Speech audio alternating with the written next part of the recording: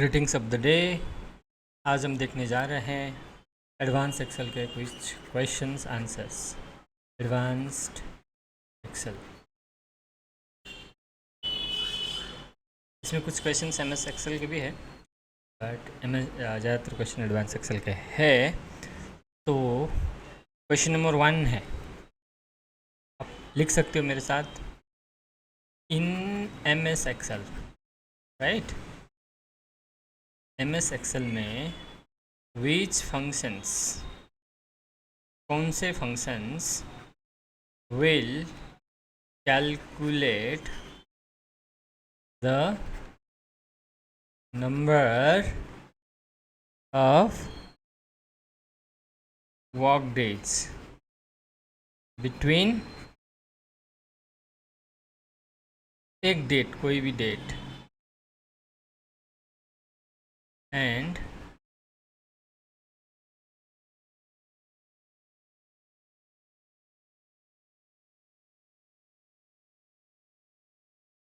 ठीक है, कोई भी डेट।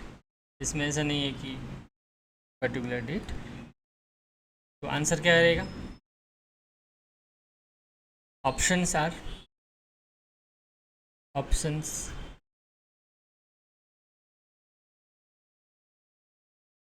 ए क्या है ऑप्शन में? Work day. कौन सा फंक्शन? वर्क डे वाला फंक्शन, वर्क डे वाला function. Option B date, option C network days, option D week days. कौन सा फंक्शन रहेगा? सोचो सोचो जल्दी।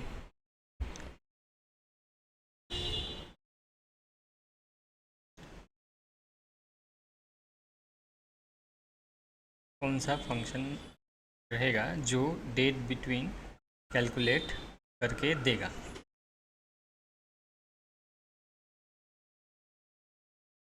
ठीक है, आपको इनफ टाइम अभी मैंने दे दिया। आंसर क्या है?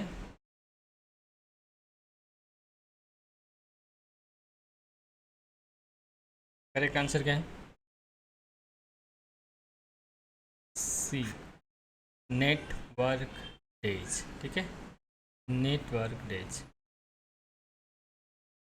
Network days. तो एम एस एक्सेल में जो दो डेट रहेंगे उसके बिटवीन के number of days, number of work days निकाल के देगा, नेटवर्क डेज। याद रहेगा ये?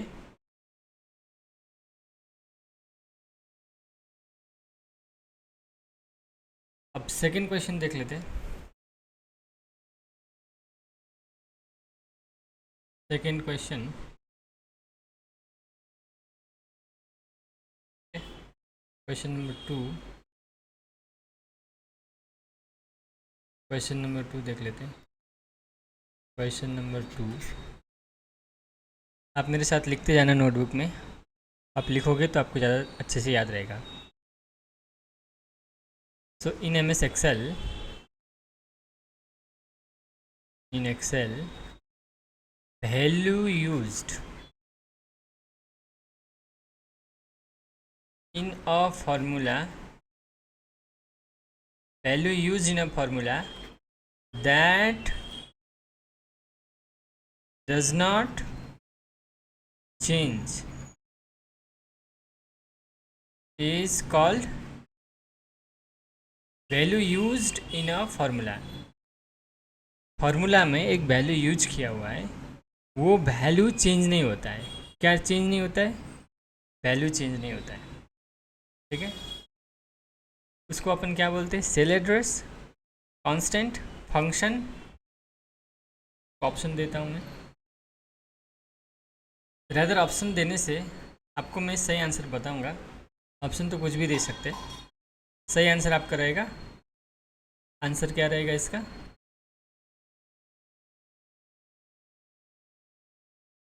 कांस्टेंट। इसको अपन क्या बोलते हैं? कांस्टेंट। कांस्टेंट का मीनिंग ही वही होता है जो चेंज नहीं होता है। तो एक्सेल में भी किसी भी फॉर्मूला में एक वैल्यू है जो चेंज नहीं हो रहा है, that doesn't change means constant, वैसे भी आप गेस कर सकते हो। थर्ड, ठीक है, थर्ड ऐसा है कि in Excel comments can be added to cells using, तो क्या किस चीज़ का प्रयोग करके हम कमेंट्स ऐड कर सकते हैं, या कौन से मेनू में। सो कमेंट्स ऐड करने के लिए हम जाते हैं, कहाँ पे जाते हैं, रिव्यू टैब में जाते हैं, राइट। रिव्यू टैब में जाके फिर हम कमेंट्स में जाते हैं, कमेंट्स में जाते, देखो ये रिव्यू टैब है, ठीक है। न्यू कमेंट हमने देखा, अब इसमें यानी में new comment, ignore this value, ठीक है। सपोज यहाँ पे कोई भी वैल्यू है और यहाँ पे कुछ ऐसे वैल्यू है, तो आपको इसको हमने इस कमेंट दे दिया यहाँ पे कि ये इग्नोर करो जो भी काम करेगा। तो इस हिसाब से हम कमेंट्स के लिए कहाँ जाएंगे, रिव्यू टैब में जाएंगे। वैसे तो आप डायरेक्टली यहाँ जाके लिख सकते हैं, राइट क्लिक करके ऐड कमेंट भी कर सकते हैं, यहाँ से इंसर्ट कमेंट, एक ही चीज़ है, बट आपको रिव्यू टैब में जाना पड़ेगा, ठीक है। चलो ये क्वेश्चंस हो गया। अब नेक्स्ट क्वेश्चन आपको दिखाता हूँ, ठीक है। रिव्यू टैब में जाते हैं अपन, क्या करने के लिए, किसी भी सेल में कमेंट लिखने के लिए,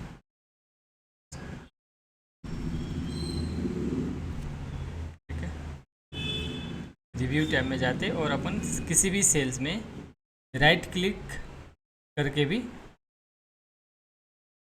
अपन जा सकते हैं।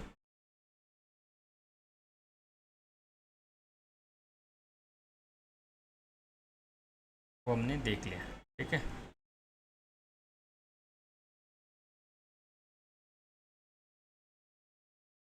इन Excel value use in a formula that does not change is called, हमने वो देख लिया। तो अपन क्या बोलते हैं, कांस्टेंट, जो चेंज नहीं होता है उसको कांस्टेंट बोलते हैं, ठीक है। फिर हमने क्या देखा था, वर्क डेज का फार्मूला देखा था, सही है ना। वर्क डेज का भी देखा था। अगर आपको देखना है वर्क डेज का फार्मूला सर, नेटवर्क डेज का, ठीक है। नेटवर्क डेज का फार्मूला हमने देखा। उसके बाद हमने क्या देखा था,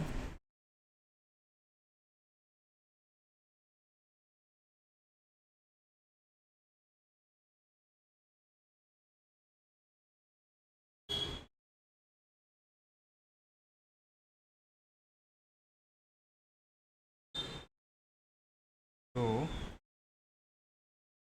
अभी आपको मैं एक क्वेश्चंस और दिखाता हूँ।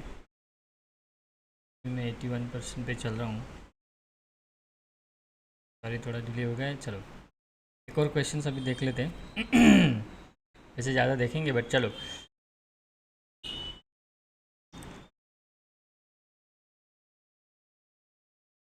क्वेश्चंस आप लिख लेना।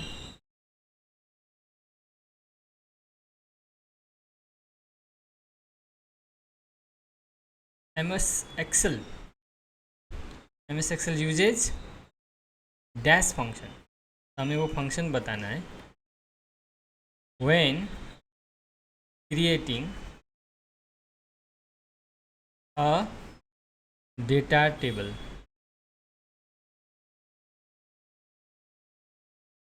तो कौन सा फंक्शन यूज़ करते हैं, ऑप्शंस आपको कुछ भी दिया जा सकता है, लेकिन आपको बोलना है टेबल, आंसर क्या है, टेबल, ठीक है। आपको टेबल फंक्शन यूज करना है। डेटा टेबल जब भी क्रिएट करता है तो आपको टेबल फंक्शन यूज करना है, ठीक है।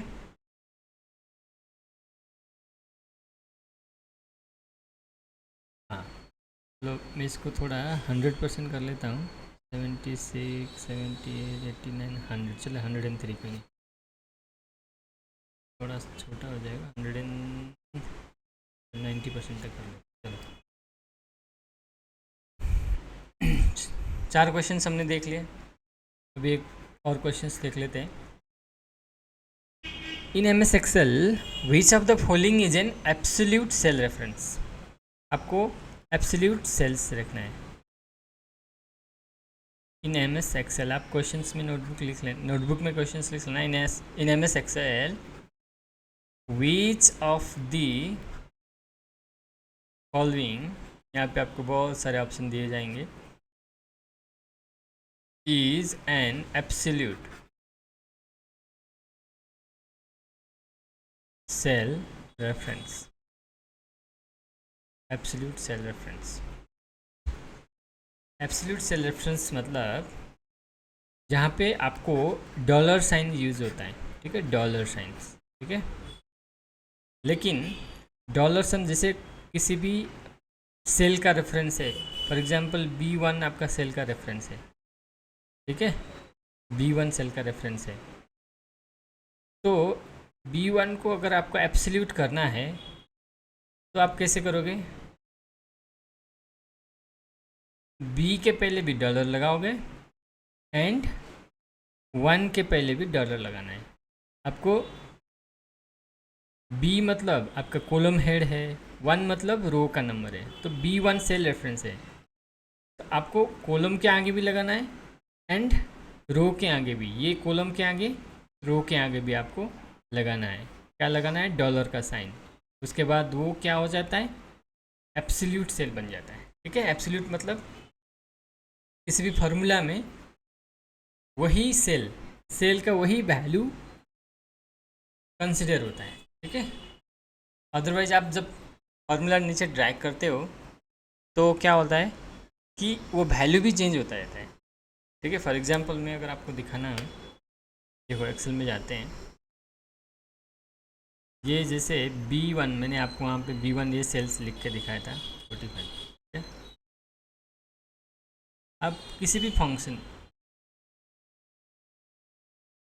ठीक है, इसको अब आप फार्मूला में इक्वल टू, तो यहाँ पे for example equal to sum this plus this, ठीक है, ऐसे करते हो। लेकिन अब आप इसको ऐसे नीचे ड्रैग करते हो ना, देखो ऐसे नीचे ड्रैग करते हो तो ये भी फार्मूला ड्रैग हो गया।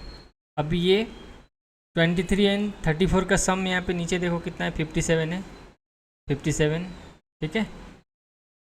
और ये फार्मूला भी ये भी 57। तो ये क्या कर रहा है?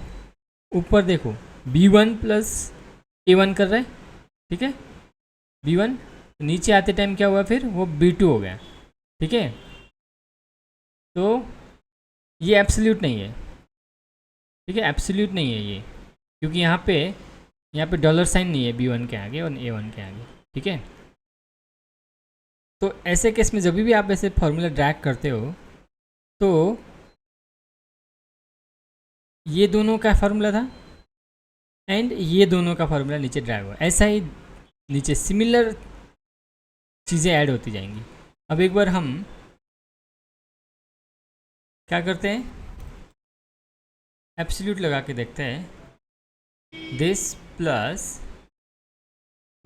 दिस कर लेते हैं। लेकिन अब अपन क्या करेंगे, इसको अपन एब्सोल्यूट कर देंगे, इसको सेलेक्ट करके डॉलर का साइन अपन लगाते हैं, सॉरी,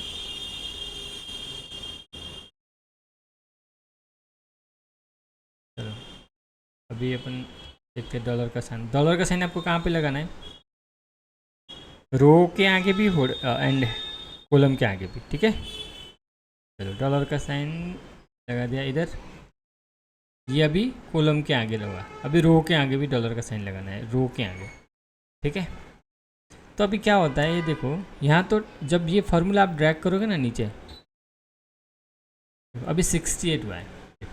अभी क्या हुआ है यहाँ पे B1, यहाँ पे आप देखोगे विदाउट डॉलर साइन या एब्सोल्यूट करे बिना हमने जब ड्रैग किए थे, तो ये क्या किया था, B2 किया था, ये इसको ऐड किया था, राइट। बट यहाँ पे जब हम डॉलर का साइन लगाएंगे तो इसी को ही ऐड किया, जैसे ये 45 प्लस ये 23, इन दोनों का टोटल कितना होता है, यहाँ पे नीचे सम देखो 68 होता है। तो ये फार्मूला भी 68 हुआ, मतलब इसने ये ऐड किया एंड ये ऐड किया, इसको अभी एब्सोल्यूट। हमारा क्वेश्चन क्या था, in MS Excel which of the following is an absolute cell reference. तो ये डॉलर वाला जब भी लगता है आपको, यहाँ तो बाकी सारे बहुत ऑप्शन देंगे, गलत गलत ऑप्शन, लेकिन आपको ये सही ऑप्शन याद रखना है। आपको ये वाला ऑप्शन ऐसा, इसको ये एब्सोल्यूट नहीं है, ये एब्सोल्यूट है, ठीक है। देखो तो एब्सोल्यूट सेल रेफरेंस बोलते हैं इसको, ये बहुत इंपॉर्टेंट है, VLOOKUP वगैरह में इंपॉर्टेंट है। तो आपको अगर मान लो आपको ये सेल ऐड करना है एंड इसके साथ अभी नीचे जितने भी नंबर है, जैसे यहाँ पे 57 हुआ, सॉरी यहाँ पे 34 हुआ, और यहाँ पे फिर 23 है, तो आपको ये ऐसे आप करते जाओगे, यहाँ पे कुछ भी हो इट डजेंट मैटर, ठीक है।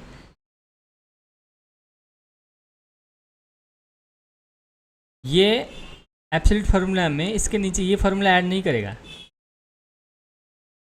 ये ऐड करेगा। देखो जो B1 है ना, ये B1, ये B1 नहीं होगा, ये B2 नहीं लेगा, ये B2 है ना, B2 नहीं लेगा। देखो अभी मैं फिर से एक बार यहाँ और ड्रैग करके दिखाता हूँ नीचे, कितना लिया, ये 34 लिया एंड ये लिया, देखो 79।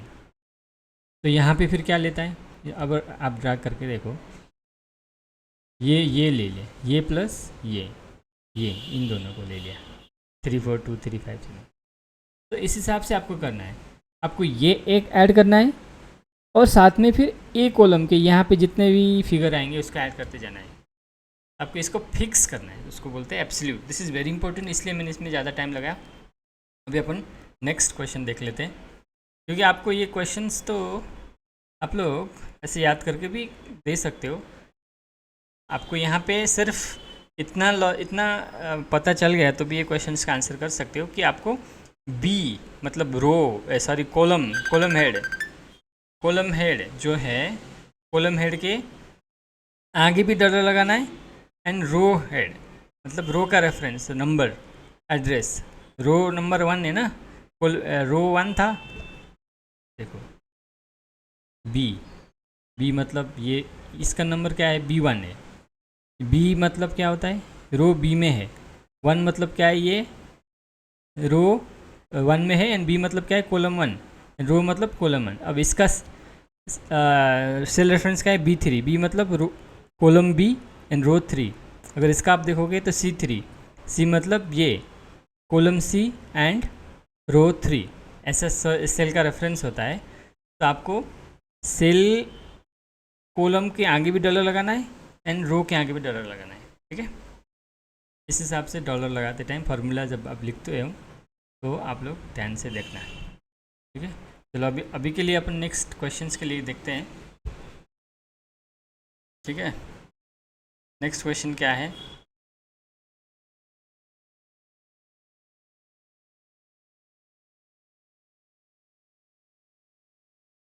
ये क्वेश्चन नंबर 5 था। चलो और दूसरा क्वेश्चंस देख लेते हैं अपन, 6।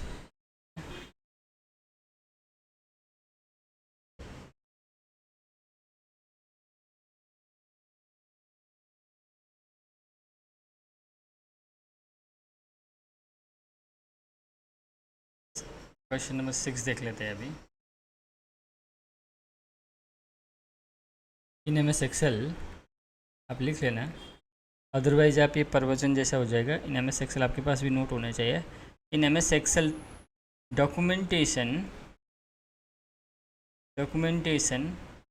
should include SHOULD should include what dash। ठीक है, क्या क्या documentation in M S Excel documentation should include, documentation में क्या क्या इंक्लूड होना चाहिए आपको मैं जो आंसर है वो बोलता हूँ। देखो, एक क्या है, destination and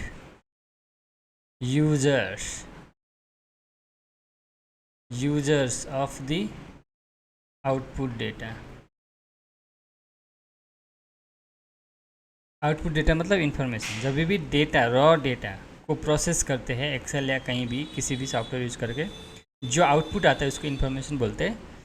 so in M S Excel documentation should include, क्या क्या इंक्लूड होना चाहिए डॉक्यूमेंटेशन में, destination and users of the output data. ठीक है, और दूसरी चीज़ source of input data, source of input data. Input data का सोर्स क्या है, इनवॉइस सोर्स है, आपने कहाँ से डेटा पुट किया है वो भी इंक्लूड होना चाहिए। ठीक है, और information on the purpose of the workbook. Purpose क्या है, purpose of the workbook. So documentation में ये सारे चीज़ें इंक्लूड होना चाहिए। ठीक है, चलो अभी नेक्स्ट क्वेश्चन देख लेते हैं। नेक्स्ट क्वेश्चन देख लेते हैं। In M S Excel comments put in cells are called. In M S Excel आप लिख लेना, M S Excel comments put in cells are called. आपको ऑप्शन दिया जाएगा कुछ भी, लेकिन आपको सही आंसर क्या करना है, क्या याद रखना है, सेल टिप। क्या बोलेंगे, सेल टिप। ठीक है, सेल टिप ये याद रख लेना। Comments put in a cells are called cells tip. ठीक है, ये नाम याद रख लेना। In M S Excel which is used to perform what if analysis। what if analysis perform करने के लिए क्या यूज होता है, इसका आंसर आप याद रख लेना। आंसर इसको अपन बोलते हैं सेनारियो, SC। ठीक है, SCENARIO, सेनारियो मैनेजर। ठीक है, आंसर याद रख लेना, सेनारियो मैनेजर। व्हाट इफ़ मतलब अगर ऐसा होगा तो कैसा होगा, मतलब ये सिनेरियो में क्या होगा, वो सिनेरियो में क्या होगा, है ना। और पर्टिकुलरली अगर आप एक्सेल में देखा जाए तो अगर इसको साइंस में इतना आया तो फिर अभी मान लो इसका टोटल साइंस का भी रिजल्ट आया नहीं है, ठीक है, बाकी सबका रिजल्ट आ गया और उसको डिस्टिंक्शन के लिए जो भी परसेंटेज है मान लो 80 आना चाहिए, तो अभी उसको 50 आया है। ठीक है, 50 आया है, नहीं तो 40 आया है। चलो 40 आया। अब अगर उसको जो लास्ट एक सब्जेक्ट बचा है उसमें 50 आएगा तो उसको 80 क्रश हो जाएगा। अभी 40 है, ठीक है, तो 50 आएगा तो 90% हो जाएगा अभी। ठीक है, लेकिन उसको 30 आया तो उसको डिस्टिंक्शन से नीचे आएगा। तो ये सिनेरियो में ये डिफरेंट सिनेरियो, तो मैं छोटा सा एग्जांपल दिया आपको। तो ऐसे सिनेरियो एक्सेल में अपन व्हाट इफ एनालिसिस अगर आप पढ़ते हो तो उसमें सिनेरियो एनालिसिस यूज होता है। क्या यूज होता है, scenario analysis, scenario manager use होता है। ठीक है, हम लोग क्या बोलते हैं, सिनेरियो मैनेजर बोलते हैं। एट्थ क्वेश्चन देख लेते हैं अपन। Graphics object on a chart are used to किस चीज़ के लिए, किस क्यों यूज होता है? पहले आप क्वेश्चन लिख लो। In M S Excel, in M S Excel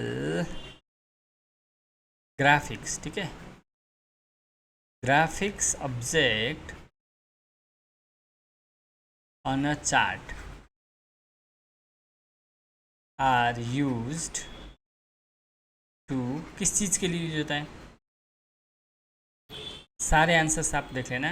एक तो add emphasis, add emphasis, emphasis to chart data. Graphics अपन देखते हैं, दिखाते हैं कुछ फोटो जैसा या फिर अपवर्ड एरो साइन आप चार्ट में देखते हो ना, वो क्या करता है कि आपको डेटा को एम्फेसिस करता है और डेटा को ज़्यादा फोर्स करके दिखाता है, ज़्यादा क्लियरली दिखाने की यूज़ करता है, ठीक है। जैसे कार्टून वगैरह यूज़ होता है तो एम्फेसिस होता है। एम्फेसिस मतलब स्ट्रेस देना है किसी चीज़ को, ठीक है।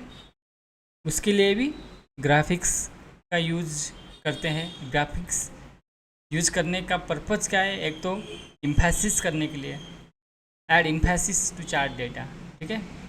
Second, add interest to a chart, chart में इंटरेस्ट रहेगा, नहीं तो डल चार्ट नहीं होगा, देखने में मज़ा आएगा लोगों को, ठीक है, देखते ही अरे ये क्या इंटरेस्टिंग चीज़ है, ठीक है, आप ग्राफिक्स यूज़ करेंगे तो ऐड, ये भी आंसर हो सकता है, आंसर है add interest to a chart, किसी भी चार्ट में इंटरेस्ट ऐड करने के लिए, ठीक है। और help explain the chart data, क्योंकि ग्राफिक के थ्रू आप किस एक्सप्लेन करने के लिए इजी होता है, right. Help explain the chart data, अगर रॉ डेटा फॉर्म में है, ठीक है, तो help explain the chart data, तो अगर रॉ डेटा फॉर्म में है तो आपको एक्सप्लेन करने में दिक्कत होती है। एक्सप्लेन तो आप करते हो लेकिन समझने वाले समझते नहीं है, ठीक है, लेकिन चार्ट के थ्रू आप एक्सप्लेन भी कर सकते हो, समझने वाले भी अच्छे से समझते हैं। Help explain the chart data, chart में जो भी डेटा है उसको एक्सप्लेन करने में यूज़ होता है, हेल्प होता है बेसिकली, ठीक है। चलो अभी नेक्स्ट क्वेश्चन देख लेते हैं। नेक्स्ट क्वेश्चन क्या बोलता है? Constant is another name for this type of data. ये टाइप फिर मैं आंसर भी बोल देता हूँ, ठीक है। नंबर के लिए कांस्टेंट, फॉर आप क्वेश्चन लिख लेना, constant is another name for this type of data, ठीक है, दिस टाइप ऑफ डेटा। किस टाइप ऑफ डेटा के लिए constant is another name?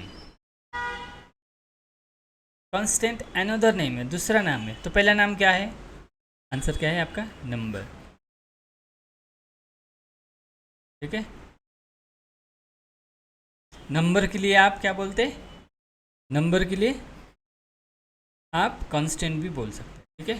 Constant is another name for this type of data, ठीक है।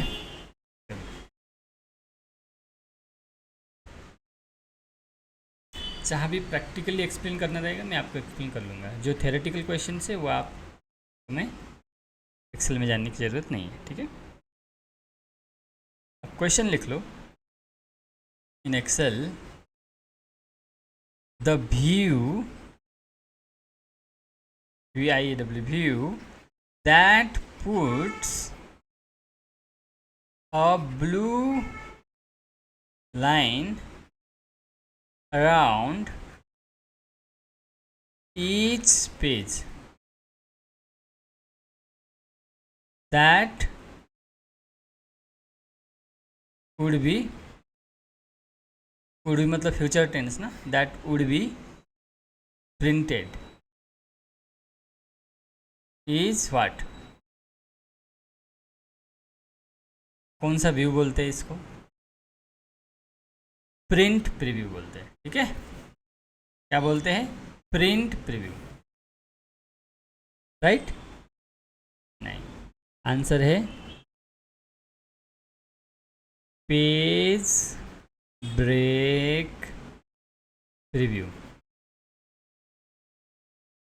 ठीक है। Page break preview. मैं एक्सेल में जाके आपको दिखाता हूँ। फॉर एग्ज़ाम्पल ये वेरियस डेटाज है एक्सेल में, ठीक है। फॉर एग्ज़ाम्पल ये सारे डेटा है, कुछ भी हो सकता है, ठीक है। अब आपको प्रिंट करना है, राइट। आप कंट्रोल पी करते हो,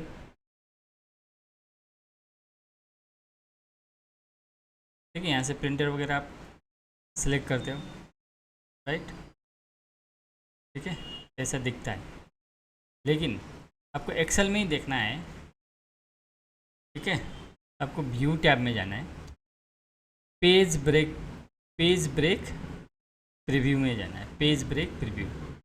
देखो यहाँ पे कैसा ब्लू लाइन आया, इसका मतलब ये है कि जो ब्लू लाइन के अंदर का जो है वो प्रिंट होगा, उसके बाहर का प्रिंट नहीं होगा। फॉर एग्ज़ाम्पल यहाँ पे मैंने लिखा ऐसा, ठीक है। यहाँ पे ठीक है। अगर आप व्यू ऑप्शन में जाके पेज ब्रेक प्रीव्यू देखेंगे, देखो ये नेक्स्ट पेज में गया है, ठीक है। तो ये पेज 1 में नहीं प्रिंट होगा। तो एक बार प्रिंट प्रीव्यूज देखने के बाद आपके यहाँ पे डॉट भी आया है ना, उसका मतलब ये होता है कि ये डॉटेड लाइन जो है उसके अंदर का प्रिंट हो जाएगा, बाहर का प्रिंट नहीं हो जाएगा। तो व्यू ऑप्शन में याद रखना, व्यू में पेज ब्रेक प्रीव्यू।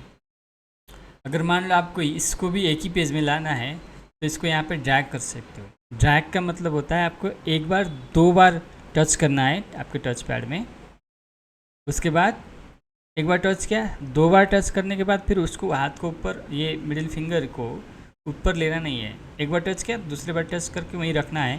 तो थोड़ा सा हाथ को आपको ऐसे करना है, एक बार 2 बार ऐसा, फिर 1 2 करके हाथ छोड़ना नहीं है, 1 2 1 2 फिर ऐसा करना है। देखो मैं कर रहा हूँ अभी 1 2, ठीक है, 1 2 मैंने अभी छोड़ा नहीं, इसको ऐसे ऐसे देखो लाया, तो ब्लू लाइन इधर आएगा, इसका मतलब अभी वो प्रिंट हो जाएगा, ठीक है।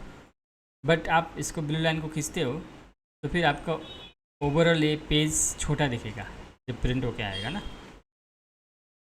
तो इसके क्वेश्चंस का मतलब यही था कि in M S Excel, right, the view that puts a blue line around each page, ठीक है। ईच पेज के अराउंड ब्लू लाइन जो रखता है उसको अपन क्या बोलते हैं, page break preview. So print preview ये नहीं है आंसर, ठीक है। इसमें आप थोड़ा ध्यान देना क्योंकि कन्फ्यूजन हो सकता है। प्रिंट प्रीव्यू नहीं है, पेज ब्रेक, पेजेस को ब्रेक करके दिखाता है एक्सेल में, ठीक है। हमने देखा था अभी, तो पेज 1 पेज 2, तो पेज 1 में क्या क्या प्रिंट होकर आएगा, पेज 2 में क्या क्या प्रिंट होगा, पेज ब्रेक प्रीव्यू, ठीक है, ब्रेक करके दिखाता है।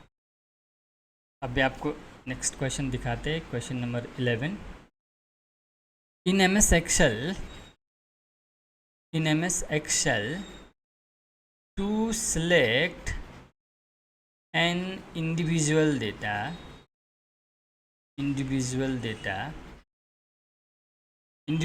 सेलेक्ट करने के लिए इंडिविजुअल डेटा मार्कर और data label, you must what, आपको क्या करना ही चाहिए। क्वेश्चन आपको समझ रहा है ना। To select an individual data marker और data label, you must double click the marker और लेबल। यू मस्ट, आपका आंसर है, आंसर याद रखना बस, डबल क्लिक द मार्कर और लेबल। डबल क्लिक करना है आपको, डबल क्लिक करना है, लेकिन डबल क्लिक भी क्या करना है, किसको डबल क्लिक करना है, द मार्कर और लेबल, इसको डबल क्लिक करना है, ठीक है, याद रहेगा। चलो number 12, in M S Excel you can insert labels for what, you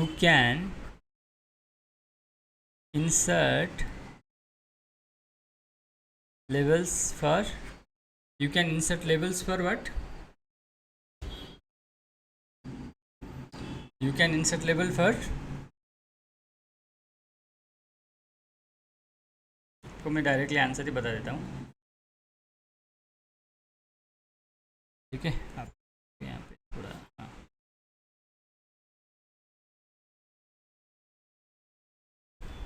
तो you can insert labels for, कहाँ पे आप लेबल्स इंसर्ट करते हैं?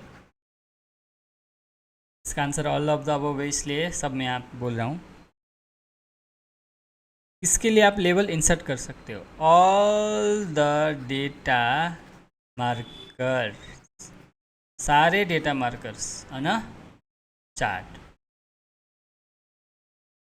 इसको अपन लेबल, जैसे चार्ट में डेटा मार्कर्स रहता है उसका लेबल मतलब वो चार्ट, जैसे बार है तो ये बार, इसे ये बार है तो इसका ऊपर का ये नाम, इसको लेबल बोलते हैं, ठीक है। So all the data markers on a chart, सब डेटा मार्कर्स के लिए आप इंसर्ट कर सकते हो लेबल। अब डेटा सीरीज़ के लिए भी, डेटा सीरीज़, डेटा सीरीज़ के लिए भी आप इंसर्ट कर सकते हो लेबल। और see all selected data marker, all selected data markers, तो सारे डेटा मार्कर्स को एक ही बार, ऑल द डेटा मार्कर्स एक ही बार में आप लेबल लगा सकते हो, या तो सारे में से कुछ सेलेक्ट करो, 5 6 1 2 जितने भी सिलेक्ट करना है, सेलेक्टेड जितने भी सेलेक्टेड है उसके लिए भी आप डेटा मार्क लेबल इंसर्ट कर सकते हो, या पूरे डेटा सीरीज़ को भी आप डेटा लेबल इंसर्ट कर सकते हो, ठीक है। चलो अब नेक्स्ट क्वेश्चन नंबर 1313 के तरफ जाते हैं। All formula in Excel starts with, Excel में फार्मूला कैसे स्टार्ट होता है? इक्वल टू से ना, इक्वल टू या प्लस, राइट, इक्वल टू से, प्लस से भी है बट आप ज़्यादातर इक्वल से होता है, प्लस में आपको एडिशन सब्ट्रैक्शन के लिए प्लस होता है, बट इक्वल टू आप किसी भी फॉर्मूले में इक्वल टू, तो आपको आंसर याद रखना है बस इक्वल टू, ठीक है। इसके लिए तो मेरे हिसाब से आपको एक्सेल में जाने की ज़रूरत नहीं है। फॉर एग्जांपल आपको ऐड करना है equal to this plus this, ठीक है, तो यहाँ भी देखो इक्वल टू है ना, फार्मूला बार में अगर आप देखोगे इक्वल टू, ठीक है, आप इधर प्लस भी लगा सकते हो, ठीक है, लेकिन ये एडिशन सब्ट्रैक्शन में देखो प्लस आप लिखा तो भी ये देखो इक्वल टू ही आया। प्लस आप ऐसे कर सकते हो, प्लस लिखना 23 प्लस 55,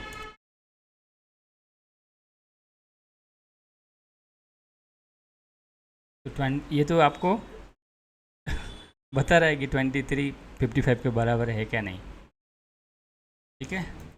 प्लस 4 प्लस 5 तो 9 होता है, ठीक है, मैंने प्लस लिखा बट आगे इक्वल टू आया, तो इसलिए प्लस में कंफ्यूज नहीं होना, प्लस अपन लिखते हैं बट आगे वो आता है इक्वल टू ही आता है, तो इसलिए हमारा आंसर हमेशा इक्वल टू रहेगा। All formula in Excel starts with equal to, ठीक है। क्वेश्चन नंबर आप 14 देखना, यू कैन लिखना भी साथ में, यू कैन, क्योंकि लिखा हुआ चीज़ याद रहता है, you can use a function to combine text from two cells into one cell. You can use formula function, you can use a function to combine text, to combine, you can use a function to combine text from two cells, text from two cells, दो sales है आपको, जैसे first name एक cell में है, second name दूसरे cell में है, तो वो दोनों को कंबाइन करके एक ही सेल में first name and last name surname name सकते हो। उसके लिए कौन सा फंक्शन आप यूज़ करोगे? ये फंक्शन मैं यहाँ पे लिख देता हूँ, वो फंक्शन का नाम है एंड एम पर SAND ये फंक्शन यूज होता है, ठीक है। ऐसे आप कर सकते हो यूज। एंड एंड को क्या भी बोलते हैं, एम्परसेंट, एम्परसेंट, राइट। एंड भी बोलते हैं, ठीक है। तो एंड का फॉर्मूला यूज करके आप ऐसा कर सकते हो। You can use a function to combine text from 2 cells into 1 cell. चलो अब 14 में देखते हैं अपन। 14 हमने देख लिया, नेक्स्ट क्वेश्चन देख लेते हैं 15। Question number 15। 2 common wildcard characters that Excel recognizes are, so wild card characters that are very common, एकदम जो कॉमन है ना, कॉमन, तो क्या है, plus and minus, plus minus, ठीक है, प्लस एंड माइनस, ये बहुत ही ज़्यादा यूज होता है। इसको अपन क्या बोलते हैं, वाइल्ड कार्ड कैरेक्टर्स, ठीक है, बस याद रखना आप, वाइल्ड कार्ड कैरेक्टर्स, ठीक है, वाइल्ड कार्ड कैरेक्टर्स। तो मेरे हिसाब से ये अभी 45 मिनट्स का वीडियो हो रहा है, तो आप यहाँ तक ही रख लेते हैं, 45 मिनट्स, बिलो 45 मिनट्स रख देते हैं, ठीक है। नेक्स्ट वीडियो में बाकी के क्वेश्चंस देखेंगे।